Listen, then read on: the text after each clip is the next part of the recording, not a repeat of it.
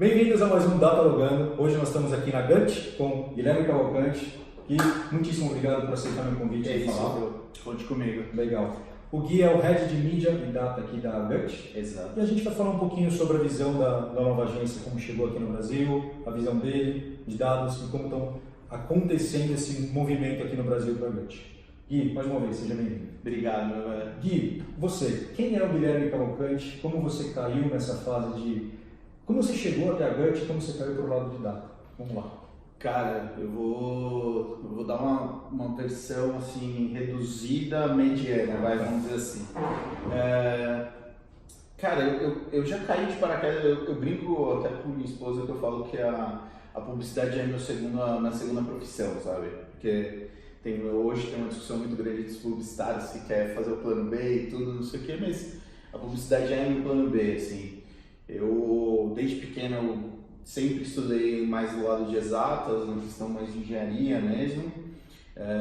Com 15 para 16 anos eu passei na Getúlio Vargas, fiz técnico em mecatrônica, trabalhei um pouco com isso, cuidava de ponte rolante de uma empresa chamada EVL, então fazia automação industrial, putz, uma questão era... Eu acabei saindo porque era uma questão muito mais de manutenção na época, o Brasil ainda estava desenvolvendo essa parte de automação, não tinha tanto, acabei saindo e como eu precisava pagar... Você está falando do seu colegial, né? Colegial... técnico nesse caso, não?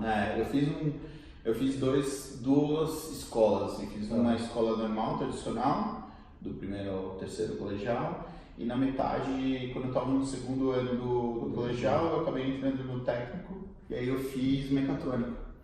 Aí estudei mecatrônica, quando eu estava para acabar, eu precisava fazer um estágio, entrei com o estágio, comecei a trabalhar como técnico em mecatrônica nessa empresa.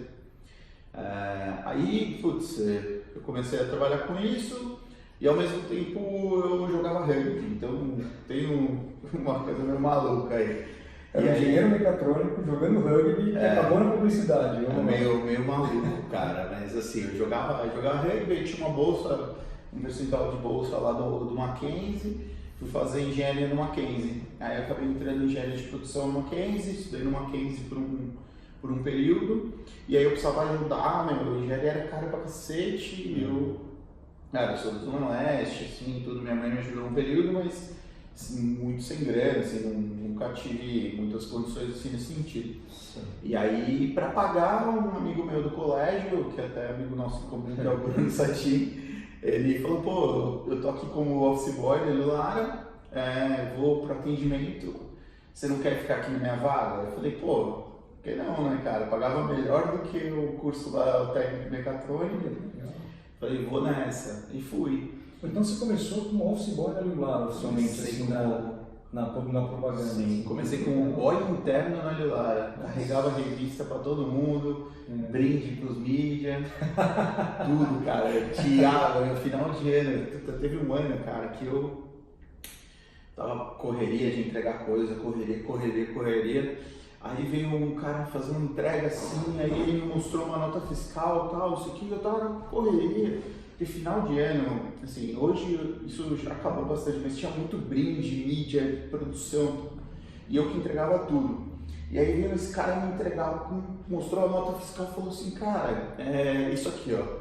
Eu falei, deixa aí, ó, cara, coloca aqui nesse cantinho, já entrego pra você. Ele falou, você não tá entendendo.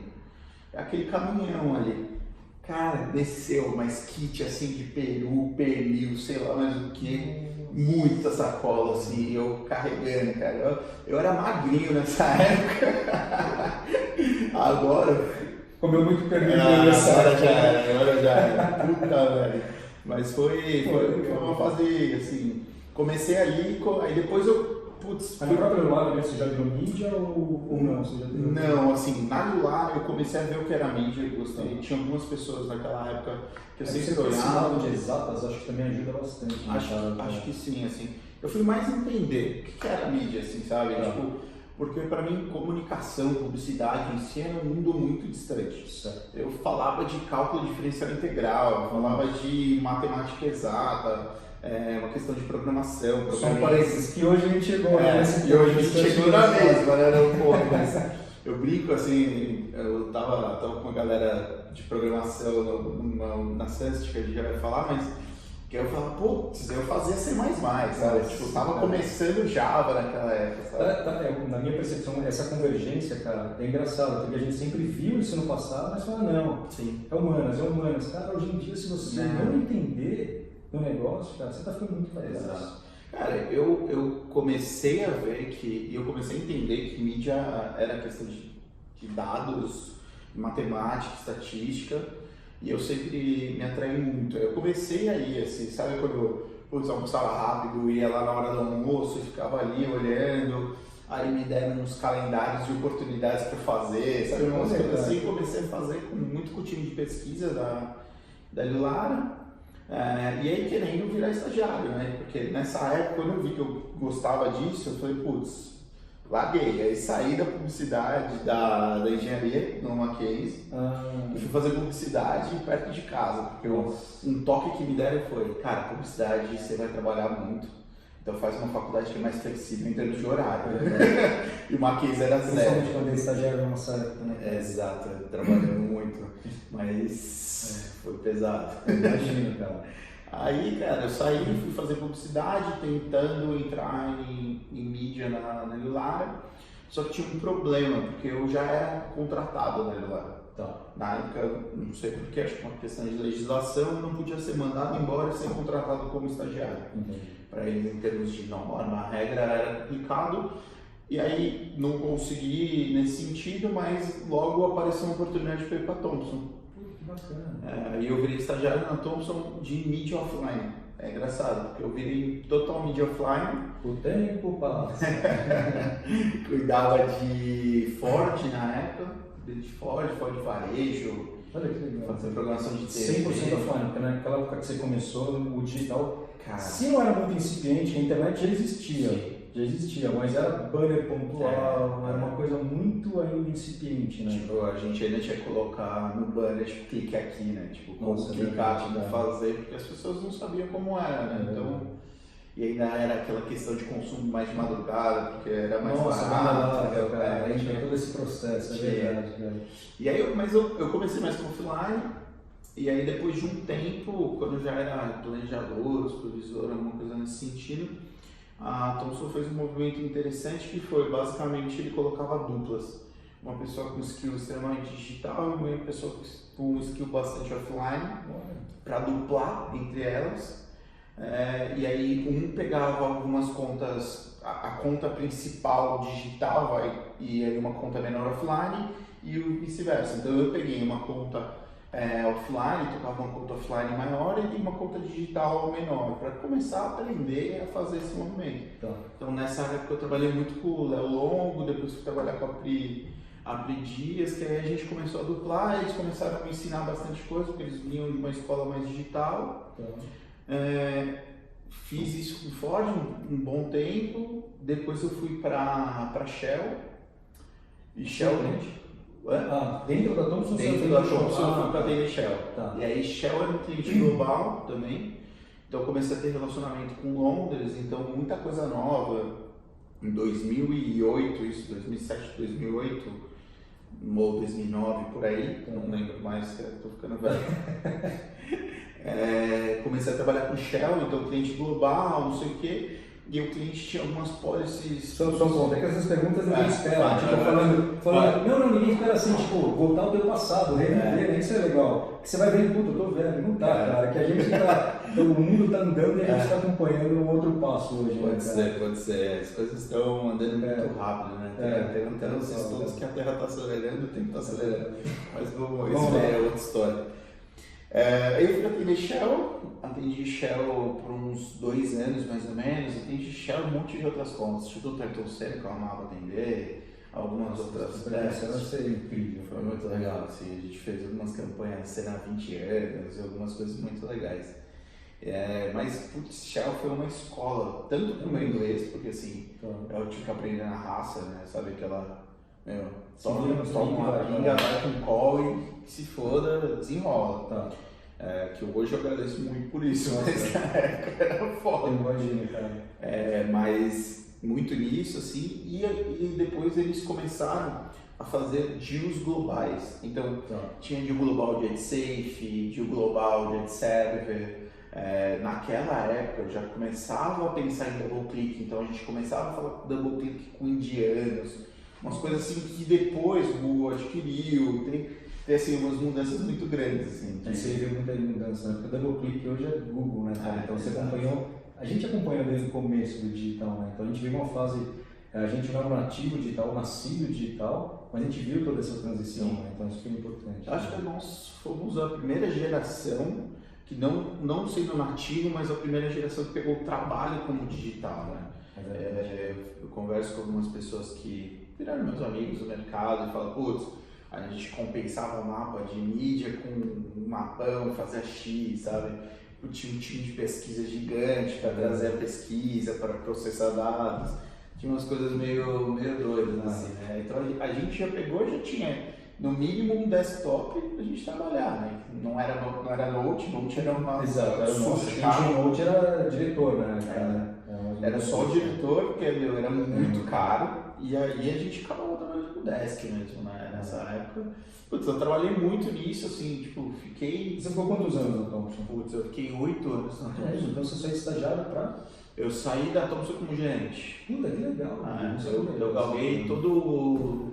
Assim, então, a escola Thomson, você literalmente aprendeu tudo ali, né, cara? De mídia, do cenário, acredito que você pegou toda a transição e já o começo não, já pegou o digital, 8 anos a gente está falando, você já pegou o digital já mais parrudo. Eu peguei o digital lá na Thomson, a Thomson, eu trouxe algumas pessoas muito boas digitais, que me ajudou bastante, assim, troquei muito com elas. Algumas vieram da Clique, que já eram mais digitais e tal, e aí eu acabei pegando bastante disso. Fiz muito tempo da escola mesmo, Thomson, acho que foi muito bom numa questão mais técnica. Entendi. Porque a Thomson tinha os dias com o Ibope, grupo de mídia, então se fazia a parte mais técnica da coisa, além depois de evoluir, né? É verdade. E depois da Thomson? Depois da Thomson, uma chefe minha que era a Rivalho, que, putz, eu amo ele, brinco com ela, minha mãe também, é uma das minhas mães. Só tenho dúvidas, né? Minha mãe fala que é mama, ela fica puta, obviamente. Mas aí ela foi pra Widen, aí abriu a Widen no Brasil, que foi 2011 que eles abriram. Ela não podia levar ninguém, aí quando acabou o contrato dela de não poder levar ninguém, ela me levou para ser gerente de Nike para a Copa do Mundo.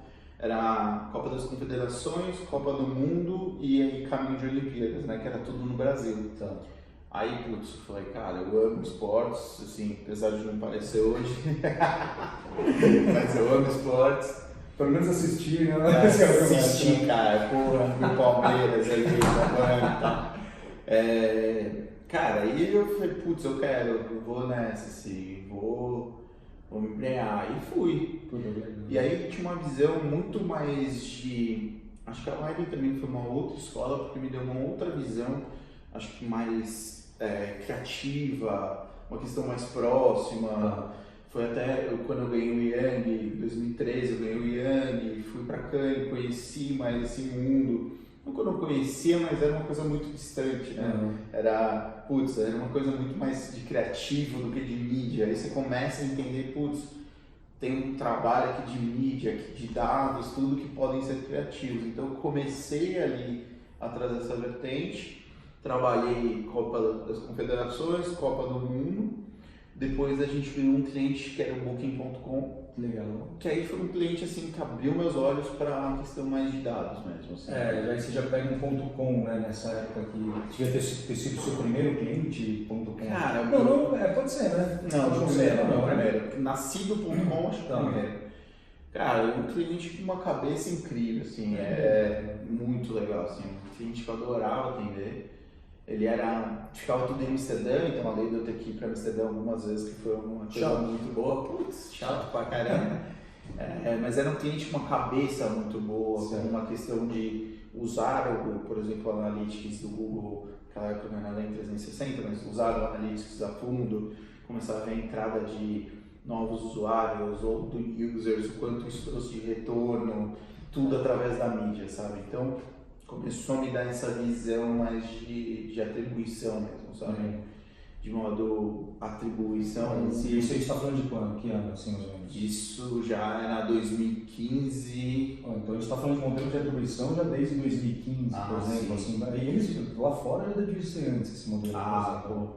Eu acho que sim, assim, acho que acho que foi um momento que os modelos de atribuição eles saíram um pouco do digital e foram para os outros meios, né? Porque 2015 a gente começou a mensurar, 2015 2016 a gente começou a mensurar a atribuição de offline no digital, porque esses .coms eles viram que a questão de performance e tudo já tinham trazido todo o resultado que poderia, porque eles já estavam cobrindo tudo no digital. Já tinha um share absurdo, a performance era gigante, eles precisavam começar a trazer. E as empresas eram bem menores, né? E além de ser empresas menores, não tinha tantos players. Hoje em dia você acha um Booking.com assim, em diversos lugares, Exato. tem vários. Né?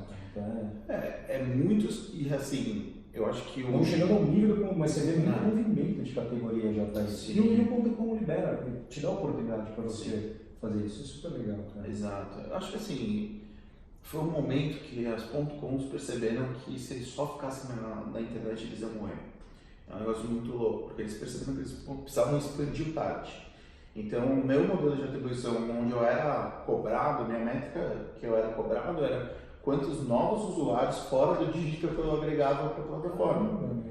Porque no digital, cara, eu já estava coberto. Não, mas é curioso isso daí, saber. Porque quando a gente fala principalmente de data, é cobrir o digital. Sim. E as pessoas não se esquecem, mas assim, é o digital, porque hoje elas estão conectadas no celular, não sei o que lá. Mas até comentei com o Fábio numa outra entrevista que eu tive, eu falei, cara, hoje em dia a TV já é um ponto para você saber o comportamento daquela pessoa através do programa que ela assiste, que é a mesma coisa que você navegar na internet, você está sendo traqueado também. Sim. Só que vai ter uma função agora para você assistir e te entregar o melhor produto, então acho que é super interessante essa... Cara, eu acho que as mídias, elas têm que ser vistas menos como mídia. Tipo, e aí hoje eu já tenho mais essa visão formada, acho que a gente passou por um tempo e acabou aprendendo, mas é muito... Cara, o que não é digital hoje, sabe? Hoje em dia é difícil, né? Porque hoje tudo está relacionado ao digital. Cara, é uma questão de formato, assim. É uma questão de audiência e formato.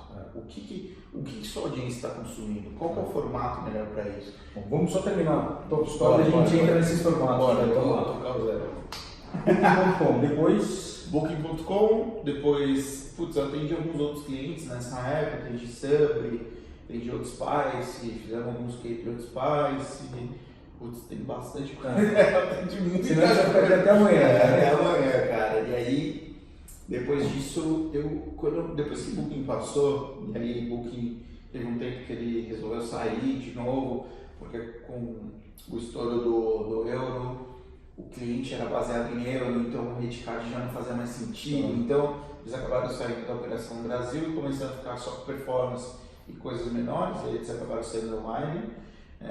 E aí, tipo, fui atender outros clientes, tal, não sei o que, mas eu sempre gostei dessa questão de modelo de atribuição, que aconteceu, sabe? Acho que voltou a despertar aquele engenheiro que eu tinha. E na hora que você começa a entender o modelo de atribuição, cara, você começa a ver um mundo que é isso daí. A gente acha que um last click funciona, só que a hora que você vê a evolução de como o cara acessou o teu site, primeiro foi uma keyword X, outra foi uma keyword Y. E você vê essa construção, é uma coisa mágica na minha visão. Sim, total. Não, e até uma coisa, a gente está conversando, né, cara? Tipo, quando você olha modelo de atribuição, olhando para performance, talvez ainda faça sentido o last click, sabe? Mas quando você começa a considerar um outro step, porque eu estava trabalhando com a Booking com uma questão de branding. Eu não estava construindo performance, eu estava trabalhando no topo do funil. Então assim, putz, como é que eu considero topo do funil uma atribuição de last click? Não é tão justo, né? Então a gente acabou começando a discutir alguns outros modelos, e aí cada modelo de atribuição serve para uma coisa, né? Tem modelo de 30 dias, depende muito do produto que a gente está falando. É muita variável, cara, é muita variável. Mas é bom entender esse lance para você fazer e se maravilhar com o mundo, porque é um mundo muito legal de entrar nessa frente. Total, putz, foi uma delícia. E aí, putz, eu gostei pra caramba de Booking e tal, não sei o que, e eu queria me aprofundar mais no digital mesmo, né? Cuidar de mais coisas no digital, assim, trabalhar numa agência que o core fosse digital. E aí eu recebi a proposta para cuidar da Sunset. sou o VP de Media e Data da Sunset. Cara, aí eu pestanejei um bom tempo, assim, o Guto falou comigo, cara, fiquei quase 3 meses enrolando ele, mas aí no final das contas rolou e eu comecei a cuidar, fui pra lá cuidar de alguns clientes bem dígitos, aliás, todos dígitos. O que eu acho legal da Sunset, também passei por lá antes de você, a Sunset veio com o mindset de, é engraçado, né? Mala direta, quando a gente vai lá atrás. CRM daí se tornou uma empresa de inteligência de data, cara. Exato. Que é a trajetória da Sunset é linda nesse sentido. Eles fizeram, assim, eu falo muita gente ali, no Guto também, cara, eles fizeram um movimento muito inteligente, eles foram muito... Ele captou um movimento muito legal que estava tendo, assim, e falou de inteligência de dados antes que muita gente no mercado, né? Acho que um dos pioneiros. Foi visto totalmente visionário. Né? Exato. Que, cara, assim, hoje, quando você fala de CRM é só força parideira. Acabou. Nada mais. Hoje CRM não é nada, cara, já era data antigamente, né? Sim. Já era data, só que a gente usava de uma maneira offline. Exato. Então é engraçado ter essa visão. Hoje, a hora que a gente vê CRM, cara, a gente usa o digital como meio para dar o suporte e o relacionamento desse cara, então é super relevante. Exatamente. Eu acho que é mais isso, ele foi assim, muito inteligente. E aí eu comecei a tocar vários projetos de digital, integração de dados, desenvolvimento de dashboards, data viz, mesas de performance. Então eu comecei a entrar nesse mundo, coisa que eu já sabia, já fazia, né? Já tinha uma visão com o Booking, com alguns outros clientes digitais, mas ali foi o core. Então, integração de API, me dá um ataque lá do Cambridge Analytics, muda a API do Facebook, tem que refazer todos os data viz. Então, eu comecei a ter não uma visão técnica, eu tinha um time que me suportava nisso, mas uma visão muito mais de como as coisas acontecem e como você planeja estrategicamente quais são os outputs de informação que você tem que tirar dali. Legal. E aí, qual é o input de informação que você tem que buscar. Então, como eu tinha uma visão muito mais de fora estratégica, eu conseguia falar, putz, aqui a gente vai conseguir informação no Ibope. Ali eu vou conseguir na Nielsen, aqui na Ipsos, e assim... Então, para você foi legal, você vai ter expertise offline para poder integrar com o time digital lá e trazer insights em outras frentes também, mais ou menos isso? E aí a gente até montou uma mesa de performance para Johnson's, que era integrar on-off, trade, e para a gente começar a considerar o quanto que ia ter uma promo na época, foi a promo da Johnson's a primeira, o quanto cada impacto digital ou cada impacto offline intervia no cadastro de pessoas ou no cadastro de produtos. E aí a gente, foi engraçado, porque eu cheguei com a promessa que estava tudo pronto, não estava nada pronto, mas tudo bem. A gente teve um puta trabalho, assim. Eu falo que a gente precisa ser muito honesto nos times de implementação de projetos de integração, assim, cara. E principalmente considerando, porque quando você faz uma integração, erros, não é erros, mas dificuldades podem aparecer no meio do caminho, cara. Porque a gente está falando de parte técnica, cara, talvez uma API assim, não vai funcionar, essa documentação que te passar, daí começa aquela dor de cabeça. E olha, começa até um step anterior, que é a questão de padronização, taxonomia. Eu preciso ter tudo no mesmo padrão, na mesma taxonomia, para eu poder já puxar e os dados poderem ser cruzados de forma correta, visualizados de forma correta. Então, tem uma questão muito mais processual ainda, que não depende da questão de processamento, de programação, independe. Então, tem uma outra parte aí que é muito foda de fazer, cara. Mas a gente, foi um puto de aprendizado, cara. Eu imagino. Porque a hora que você faz todo esse processo, já estava pronto, você veio perguntar, já arrumou esse processo, cara, você pode tocar qualquer coisa relacionada a isso sem o menor problema. Você é uma puta de uma escola, cara. Não, eu não tenho dúvida, cara. CRM de Excel. Eu passei a gostar de CRM, porque eu saí de Almap. Saí de Almap que era puramente offline, e entrando no digital na época também, e me chamaram para atender CRM. Eu falei, mas eu nunca trabalhei com CRM. E para mim foi aquela parte que, não, mas não tem problema. Vamos usar a tua expertise e a gente ensina CRM. Cara, mas é muito o que eu estava falando, cara, de formato e audiência. É muito uma questão de bom senso. Você pensa, putz, esse já tem relacionamento comigo, como é que eu vou interagir ele, como é que eu vou capturar? É uma questão muito mais de bom senso do que de inteligência. E pelo menos para mim, antes de entrar, CRM, minha visão era, porque eu fui redator pouquíssimo tempo na minha vida, mas, puta, a hora que você fala de CRM, redação de CRM, não era redação de criativa, que você podia sair da caixa e tudo mais. E eu vejo uma convergência cada vez mais nisso, por conta da mídia, da segmentação, do comportamento que você entende do seu consumidor. Copy, cara, que era uma coisa que era muito focada hoje, antigamente para offline, hoje em dia você vê copies, cara, ganhando cada vez mais destaque. Pessoas entram nesse cenário cada vez mais. Cara, mas assim, é meio óbvio, assim, no final do dia, sabe? Se você para pensar que uma marca é muito mais fácil você reter que você conquistar novos clientes, cara, acabou, sabe? Tipo, eu já sou uma marca que eu já tenho 70% de share no mercado, pô, eu vou trabalhar vou manter os 70%, mas... Vou manter os 70%, ou tipo, putz, eu vou fazer um objetivo que te crescer 1%, mas cara, eu vou crescer o uso dentro da minha base, eu não, sabe?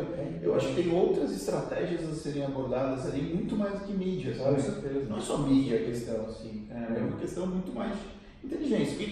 E aí é uma coisa que eu acho que a Sans já pegou muito em mim, que foi, cara, como é que eu dou uma olhada no negócio do cliente e como é que eu favoreço? Será que eu não vou investir mais porra nenhuma em mídia, investir tudo em trade e foda-se. Cara, às vezes é isso, às vezes o resultado é esse. Exatamente. E você tem que ter essa noção, entendeu? Exato. Você entender também o comportamento de como você precisa, não só do ponto de vista do consumidor, mas do ponto de vista da marca. Exato. Porque acho que isso é importante. Muita gente fala, entende o meu consumidor. Tá, mas você olha para a tua marca, olha para as informações que você já tem dentro de casa. Sim. Talvez essas informações podem te dar um resultado que você acha que você vai resolver com digital, e você precisa de trade, como você falou. Então acho que é uma visão diferente que a gente tem. Exato. Acho que essa visão é uma visão que a gente precisa ter. E aí eu trabalhei na Sans, chegando finalmente 40 minutos depois, já acabando de fazer a entrevista. Não, a gente tem bastante para falar ainda, tem bastante para falar. Aí, cara, eu trabalhei com marcas muito legais, muito de bem de consumo, que ainda é muito difícil você criar uma lógica, principalmente de data para essas empresas. Uma coisa é quando você tem um end-to-end digital e mensura tudo, outra coisa é quando você tem se pedir com várias leis de distribuição, varejo, outras coisas. Aprendi muito, não resolvi tudo. O que eu acho legal de Sunset, cara, que a Sunset, por exemplo, quando a gente falava de agência, a gente tinha uma visão de mídia, planejamento, quando você entra na Sunset, você tem um departamento de DBM. Sim. Eu falei, nossa, tem um departamento de DBM para dar suporte em data, cara. A hora que eu vi isso, cara, pra mim era mágico. Porque eu, como planejador na época, eu pedia as informações e eu gostava tanto que eu ia lá pegar as informações junto. Sim. Eu falei, cara, é muito legal isso, você entender do comportamento do consumidor. Pô, quem comprou também comprou isso, também não comprou. E você chegava com aqueles relatórios imensos, gigantes, mas você chegava com uma conclusão. Uma das últimas, dos últimos lances que a gente fez, assim, lá que eu fiz, foi colocar BI, DBM e planejamento junto, sentado junto. Para mim faz todo sentido. Eu falei, cara, essas 3 pontas são as 3 pontas de inteligência.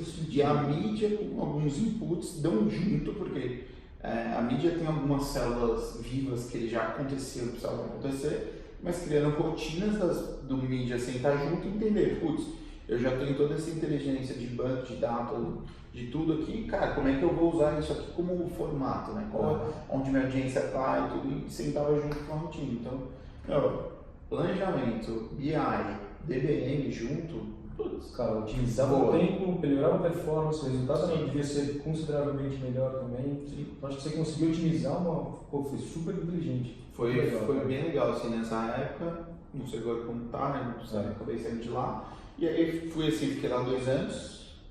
E aí agora eu tô aqui na Gut, novo desafio, foi muito doido. Vamos lá, e a Gut, cara? Porque acho que a curiosidade entrou uma agência nova no mercado, buscou excelentes profissionais no mercado, trouxeram excelentes profissionais para cá, e aí? Cara, acho que e aí a gente vai ver nos próximos meses.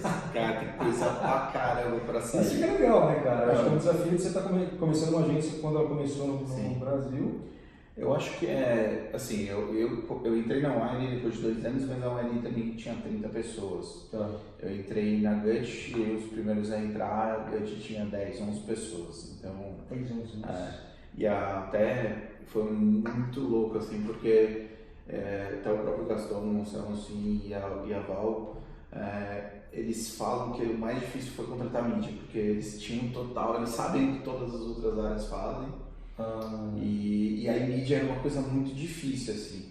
E aí quando eu comecei a explicar um pouco do que a gente estava fazendo em mídia, de data, como é que você envolvia as duas coisas, Tá? Eles falam, putz, legal, tipo, foram bem atrás de mim, assim, pô, eu amei o desafio, cara. Eu tava muito numas coisas assim, puta, eu tô na Santos, já assisti Taekwondo 9, desafio grande, time grande e tal.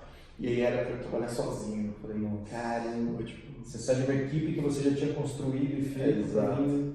Pra vir sozinho. E aí, meu, eu adorei o desafio. Eu falei, cara, eles estão com puta, assim, puta mindset de fazer diferente, de provocar, de cara, no Glory, de buscar coisas grandes, de fazer a ideia se reverberar por ela, pela ideia.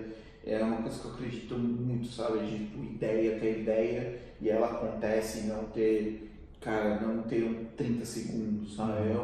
É uma coisa assim muito grande e sempre baseada em dados.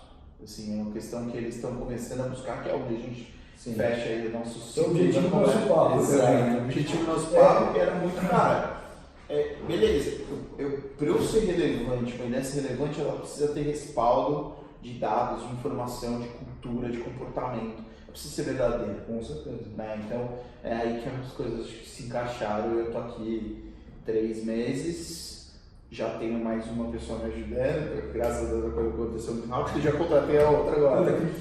Isso é maravilhoso. Agora eu tive então tá 3 crescendo. pessoas. Tá crescendo. Mas qual é a visão da Gut hoje quando a gente fala de data? Eu acho que essa simplicidade você falou é super importante, relevante, porque simplicidade vende, as pessoas se identificam com isso. E a relevância de data? Porque a Gut deve ter um mindset de data que vem de fora e não de agora, obviamente. Como que foi essa integração mídia-data para eles, que eles não tinham esse conhecimento assim, próprio de pessoas, não de cultura, mas de pessoas aqui no Brasil? Assim, a história da Samuel Gastão, eles trabalharam na UGV, depois trabalharam na David, então eles conheciam o mercado do Brasil e entendiam como estava funcionando, porque eles estavam dentro de uma estrutura da UGP grande e até um dos motivos deles abrirem a Gut foi querer sair dessa estrutura e ser independente e ter mais liberdade para fazer as coisas, mas eles já tinham um contato assim, com essas áreas e um pouco eles já conheciam um pouco. O grande ponto hoje a gente precisa de data para respaldar e para guiar as coisas que a gente está fazendo. São 2 pontos.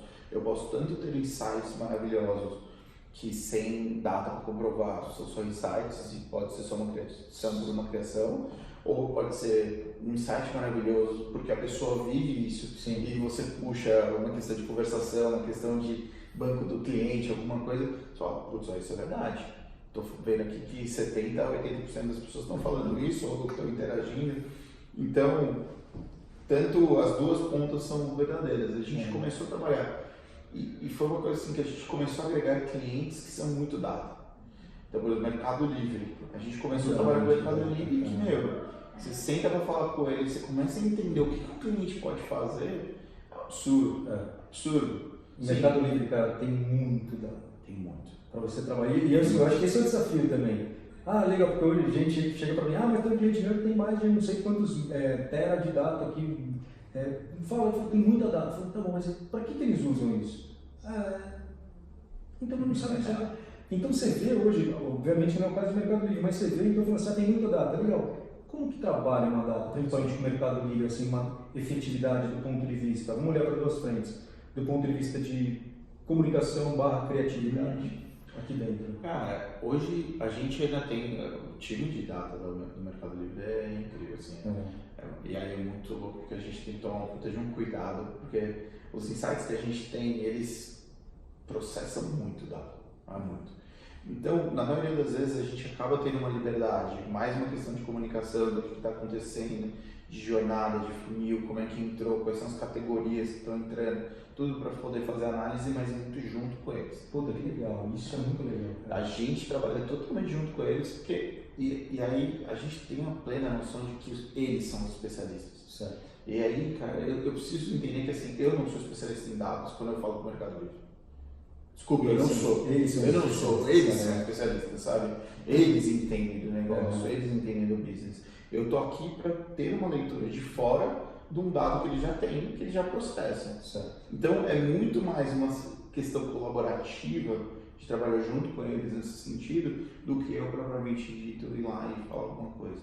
Então Mas é engraçado, porque a aceitação deles deve ser super legal, porque os caras estão tão bitolados, vamos dizer, do ponto de vista, puta, venda, bater o KPI deles lá, de estimular, fazer o mercado, de vocês vêm com um mindset criativo de fora, deve ser super, sim, deve ser um casamento super legal. super, cara, é muito legal, assim, eu não posso falar muita coisa do que tá Fica da noite. vindo por aí, eu falei, nos próximos meses Não, tem fica coisa tranquilo. muito legal, mas a gente tá conseguindo dar quase como cara, andar, sabe, com ele, assim, emplacar uma coisa atrás da outra, de coisas legais que a gente acaba descobrindo deles, que a gente não sabia. Primeira coisa, cara, tem que ir na Melicidade lá pra conhecer, é um negócio absurdo. É mesmo. É absurdo, cara. Um dia vai, assim... E a Melicidade deve ser um negócio totalmente data. Incrível. Deve ser totalmente data. É muito data, mas tem uma coisa que não é tão data, que é telemarketing, FAQ, saque. É É sério? muito doido isso. Porque É doido mesmo, porque mas todas as empresas, cara, tem uma questão aí muito. Obviamente, você tenta automatizar toda a parte de conversação e resposta, tudo, mas tem uma parte, cara, que é totalmente humana e não tem o que fazer. Você tem um volume gigantesco que você precisa responder. Mas do ponto de vista assim, se a data informar a pessoa e o humano interagir, pode ser uma saída. É isso. Porque eu acho que esse que é o ponto interessante também. Porque, pô, a data está me munindo de informações para falar quem é você, o que você faz, não sei o que lá. Mas o contato é humano ainda. Exato, é isso. Pode ser uma saída, não, mas eu acho que é super legal. É por aí que eles vão. Então é muito louco, assim. Olha que eu sou comprador do Mercado Livre. Assíduo, cara. Porque pra mim, quando baixo o meu nível 3, eu tenho que subir pro nível 4 urgente, assim. Não, assim, ó, eu não era tão comprador. E aí hoje, depois que eu comecei a atender, eu falei, caramba, é incrível. Não, é incrível. As pessoas não têm noção do que é o tamanho daquele lugar. Assim. E vai melhorando. E agora, um ponto, não sei se pode falar também, que eu acho super curioso de Mercado Livre, já que a gente entrou nesse cenário, é a questão de, vamos considerar que ela está se tornando não é uma maquininha de cartão, mas uma adquirente. Sim. Que agora você vai em alguns estabelecimentos, tem no próprio estabelecimento, que é a curiosidade, mais uma vez, é o digital vindo para o offline. Exatamente. Então, isso que eu queria saber um pouco. Se puder, não, eu não posso falar muita coisa. Eu estou falando que eu vi, tá? Eu vi isso aí, eu acho que é um não. ponto que eu vejo que assim, o Mercado Livre está dando um super passo de deixar de ser um marketplace online, na minha visão, tá? E passando a se tornar um marketplace de produtos, de serviços. Assim, é uma coisa, eu não tenho no Mercado Pago, tá? Eu tenho no Mercado Livre, Mercado Pago. Esse é o Mercado Pago? Exato. Entendi. Tem o Mercado Pago. Ele não está deixando de ser, acho que ele está expandindo. Então, eu acho que a questão hoje de marketplace é uma coisa muito legal, assim, eles já são muito bem consolidados e eles entenderam que eles tinham uma outra oportunidade. Isso eu estou falando, não foi eles que me contaram, não posso dizer, mas que foram para essa outra linha. E, cara, no futuro um pode servir de alavanca para o outro business, né, obviamente. Então, eles estão indo... O Mercado Livre é muito visionário. Você conversa com eles têm uma visão muito clara do futuro. O Mercado Livre é uma empresa da Latam, certo? Sim. Mas não foi no primeiro lugar, não foi o Brasil, se não me engano, foi. Se não me engano, foi a Argentina. Foi a Argentina. E ele é uma das principais empresas na Argentina hoje. Mas hoje o meu Brasil é um mercado extremamente representativo. Sim, é muito importante. Nossa, isso é legal. Eu não posso dar números. Fica tranquilo, a gente vai no limite, assim, daqui. Quando eu falo tá certo aí, cara. Fechou. Tem várias coisas que eu não posso dar. Não, eu acho que eu nem quero saber. Eu acho que conta a gente entender mais essa questão, tua visão mesmo de data, como você vê e tudo mais. E tirando clientes agora, qual é a tua visão, assim, num curto, médio e longo espaço de data? Quando a gente está falando assim, a gente já está vendo muito movimento que já pode-se dizer que está predizendo uma questão futura, que a gente já está vendo alguns cheirinhos que está acontecendo ali. Sim. A gente fala, isso aqui vai sair daqui a pouco. Um exemplo desse que eu dei do digital entrando no offline. Eu acho que, por exemplo, o Mercado Livre já tem um puta nome por trás de, quando a gente fala em marketplace, está entrando agora nos restaurantes. Está entrando bem, cara. Você vê o iFood fazendo o mesmo movimento também. Sim. Então você vê que isso daí está acontecendo. Do ponto de vista de data, mas acho que do ponto de vista não só mídia, qual é a tua visão, assim, quando você fala de curto, médio e longo espaço, assim, quando a gente fala? Cara, eu acho que assim, primeiro... Desculpa, uma coisa que a gente falou que eu acho que é interessante, que pode até puxar um ponto, é a questão dos dados sempre estiveram aí. Sim. É uma coisa que a gente está conversando bastante, né, cara, de Os dados sempre estiveram disponíveis e isso é fato, assim, você sempre teve os dados, você sempre soube para quem você vendeu. Teve uma matéria que eu fiz um tempo atrás, cara, saiu para o Marco, não lembro, que era passa-se o ponto. Porque assim, se você parar para pensar, os pequenos estabelecimentos, quando você fala passa-se o ponto, o que é passar o ponto? Passar o ponto é você vender a sua caderneta de clientes fiéis para outra pessoa. Se você não comprar outro ponto, fazia. Exatamente. Isso nada mais era do que o meu first party data de clientes. Você está vendendo tua base de dados, tua riqueza está exato. Então, ou seja, eu já vendia, desde os romanos eu já vendi um ponto. Então, assim, dados já existem há bastante tempo. A diferença é que eles estavam em cadernetas e agora eles estão dentro da nuvem, né? Hoje eles estão no cloud. Então, tem essa mudança. Acho que, para mim, o principal ponto de evolução é o processamento de dados. Certo. Então, o dado estava aí, a gente veio num crescimento de potencial de processamento de dados. Né? E acho que isso só vai crescer. Né? O capacidade sempre vai melhorar e processamento. Capacidade de armazenamento e processamento. Isso são as três pontas, né? E vai continuar melhorando. Tanto é que, assim, um dos momentos, obviamente, que eu acredito bastante, a gente veio de Big Data para Esmondeira e acho que isso continua fazendo sentido.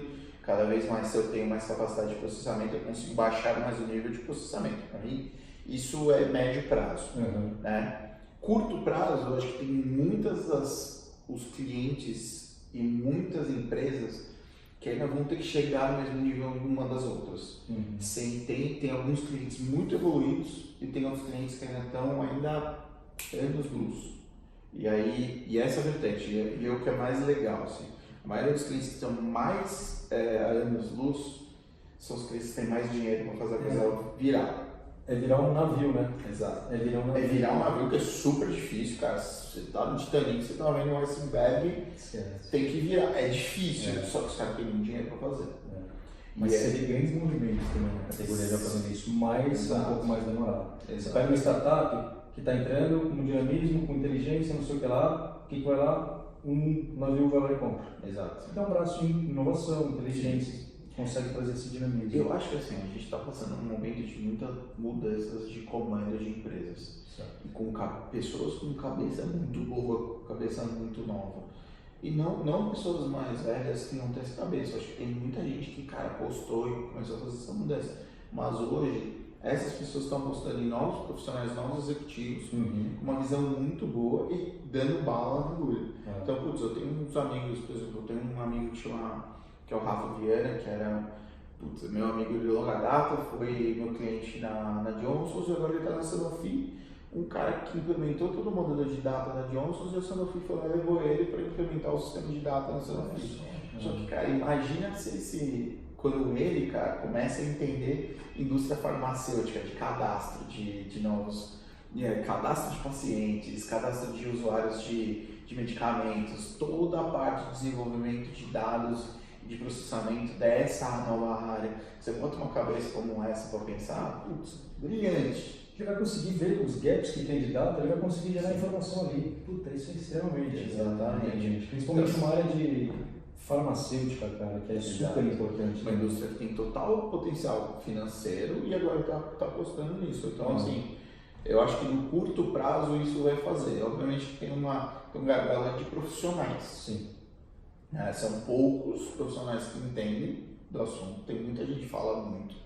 São poucos que entendem propriamente do assunto, então, vai ter um tempo aí porque não tem tantos profissionais com a demanda que está acontecendo. E aí, cara, eu acho que isso vai ser curto prazo, as pessoas, as empresas adaptarem do mesmo maneira. Médio, essa questão de processamento mais do big para o small, que acontece. Talvez longo, cara, putz. Sim, obviamente, se eu tivesse a resposta, eu estaria milionário, né? Você estaria milionário. Não um grande ponto, mas eu acho que tem uma questão aí muito, blockchain, tem uma questão de Bitcoin, a mesma questão de Bitcoin para mim, que Bitcoin é informação, no final das contas é onde cruza informação financeira e de moeda de rastro, tá? Eu acho que vem muito mais dessa linha, sabe? A informação sendo passada sem obrigatoriedade de amarras. Eu acho que faz muito sentido isso que você está falando. Primeiro que eu acho que assim, tudo que a gente está falando de data, curto, médio e longo, a gente já está vendo, cara, tudo acontecer. Então, eu acho que assim, hoje a gente pode predizer até o médio tranquilo. O longo, cara, a gente pode falar que isso é um limite, cara. Porque a partir do momento que você começa a pegar informação de tudo, de todos, tem uma capacidade de imaginamento, tem uma capacidade de desenvolvimento, tem uma capacidade de processamento e fazer com que isso chegue rápido às pessoas, você pode fazer tudo. Não, é isso que eu falo. Eu estava conversando com um amigo meu outro dia, eu estava falando exatamente isso. Para mim é assim, o dia que o governo aprender a usar dados, nossa, e já usa, tá? Eu já conversei com alguns amigos, tem alguns casos de como os caras processaram dados de tipo Lava Jato, algumas operações aí, que já é uma coisa interessante, que é meio confidencial, que eles não podem falar muito. Não, nem eu sei muito, porque eles só falam, puta, rolou e tal. Mas, putz, um momento que o próprio governo, porque se para pensar a quantidade de dados que o governo tem de uma pessoa, o quanto isso pode cruzar, o que isso pode impactar na vida das pessoas. Então, cara, eu fico curioso para saber o que o governo vai fazer. Eu acho que o governo, cara, tem aquela questão de ele vai começar a usar. Da mesma maneira que os Estados Unidos já está usando isso muito forte. Eu não sei que país ou que cidade que acontece que eles conseguem predizer quando vai ter um crime. Através de reconhecimento facial. Através de reconhecimento facial. Então eles sabem dizer, aqui vai ter um crime, alguma coisa. Então eles fazem diversos cruzamentos, que eu acho que esse é o ponto importante. Porque hoje em dia a gente tem que saber como cruzar informações relevantes para você ter uma resposta. Por isso que eu falo que muitas vezes também, o importante do dado não é só o dado por si, mas é a pergunta que você quer para ter uma resposta. Exato. Isso é super legal. E cara, uma última pergunta, que nossa luz é até muito fácil. Você falou uma última pergunta até muito fácil. Uma última pergunta, cara, que eu vejo como curiosidade também. Hoje em dia a gente fala muito de first party data, principalmente com essa nova legislação que está para entrar. Quanto mais eu tiver informações comigo, mais eu vou poder trabalhar. Sim. E a gente vê, por exemplo, assim, pelo menos algumas pessoas que eu falo, querem se desvincular os dados deles do Facebook e Google. Porque são os dados deles que você sobe para fazer cruzamento para criar a campanha, enfim. Sim. Como você acha que as empresas têm essa visão de Facebook, vamos considerar third party data, vamos considerar as duas, e first party data? Porque a minha visão, vou falar o que eu vejo ainda, é que muitas empresas estão se apoiando em terceiros para chegar até as pessoas, mas elas esquecem de manter a base de dados. Cara, eu queria saber a tua visão. Eu acho que sim. É que aí eu concordo com você, mas a gente não pode esquecer que tem empresas e empresas. Tem empresas que estão mais evoluídas e tem empresas que estão menos evoluídas. E quando você está menos evoluída, cara, você precisa se respaldar com quem entende. Perfeito.